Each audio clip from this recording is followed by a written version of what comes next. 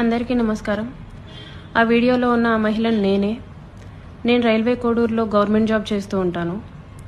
గత సంవత్సరంన్నర ముందు జూన్ 14, 2024లో రైల్వే కోడూరు ఎమ్మెల్యే అయిన అర్వా శ్రీధర్ గారికి నేను కంగ్రాచ్యులేషన్స్ చెప్దామని చెప్పేసి ఫేస్బుక్ ద్వారా మెసేజ్ చేయడం జరిగింది. అతను మొదటి రోజు అయినా సరే నాతో 2-3 గంటలు మాట్లాడారు. లాస్ట్లో అతని నెంబర్ నాకు ఇచ్చి నా నెంబర్ అతను తీసుకున్నారు. టెలిగ్రామ్ అనే యాప్లో నాకు మెసేజ్ చేశారు. నా గురించి అంతా తెలుసుకుంటూ వచ్చారు. అంటే నువ్వేం చేస్తూ ఉంటావు, ఎక్కడ ఉంటావు, నీకు పెళ్ళయిందా, నీ భర్త ఏం చేస్తాడు, పిల్లలు ఉన్నారా, ఇదంతా తెలుసుకుంటూ వచ్చారు. నా భర్త నాకు దూరంగా ఉంటున్నాడు అనేసి తెలుసుకున్నారు. నేను నా బాబుతో ఉంటాననేసి నేను చెప్పాను. అలా అనుకోవద్దు, నువ్వేం ఒంటరివి కాదు, నీకు నేనున్నాను, ఎటువంటి సిచ్యువేషన్ అయినా సరే నేను నీకు ఉంటాను అని చెప్పేసి నెక్స్ట్ డే నుంచే నాకు అటువంటి ప్రామిసులు చేయడం జరిగింది. అటువంటి భరోసాలు ఇవ్వటం జరిగింది ఆయన నుంచి. సరే అని చెప్పేసి నేను నార్మల్గానే మాట్లాడుతూ వచ్చాను. ఒక 2 రోజుల తర్వాత ఆయన నా న్యూడ్స్ అడగడం స్టార్ట్ చేశారు. వీడియో కాల్స్ చేయని చెప్పేసి బలవంతం చేయడం స్టార్ట్ చేశారు. ఇదంతా కరెక్ట్ కాదండి అనేసి నేను అన్నప్పుడు అతను చాలా ఫాస్ట్గా టర్న్ అయిపోయి సీరియస్ అయిపోయి నన్ను బెదిరించడం జరిగింది.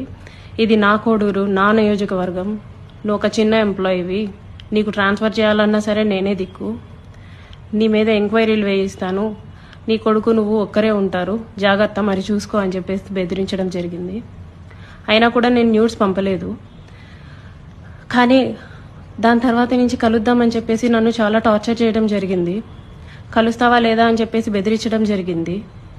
నేను కలవను అని చెప్పేసి జూన్ 14 నుంచి ఒక 20 రోజుల దాకా నేను అసలు కలవను అని చెప్పేసి భయపడుతూనే చెప్పాను. భయపడుతూనే నేను ఇగ్నోర్ చేస్తూ వచ్చాను.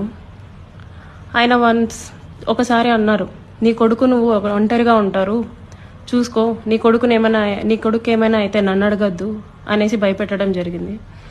సరే అని చెప్పేసి నేను జూలై 9, 2024లో ఫస్ట్ టైం కలిశాను అతన్ని. ఆయనే వచ్చేసి కారులో మా ఇంటి దగ్గరికి వచ్చి పిక్ చేసుకొని కడప రూట్ వెళ్దాం, కడప దాకా వెళ్దాం అనేసి చెప్పారు. ఏం మాట్లాడాలి అనేసి నేను అడిగాను. ఏమొద్దు, ఏం మాట్లాడద్దు, కడప దాకా వెళ్దాం అనేసి చెప్పారు. కడప దాకా వెళ్లకుండానే రాజంపేట దగ్గర ఏదో పల్లె దగ్గర ఆపేశారు. మొత్తం డార్క్గా ఉంది ప్లేస్. ఎందుకండి ఆపారు అనేసరికి నాకు నువ్వు సెక్షువల్గా కావాలి అనేసి అడిగారు. లేదండి, నేను సెక్షువల్గా కుదరదు, నేను అలాంటి దాన్ని కాదు అనేసి చెప్పాను. నేను అలా చెప్పేలోపే నా ప్రైవేట్ పార్ట్స్ని టచ్ చేయటం, నన్ను బలవంతంగా దగ్గరికి తీసుకోవడం లాంటివి జరిగినాయి.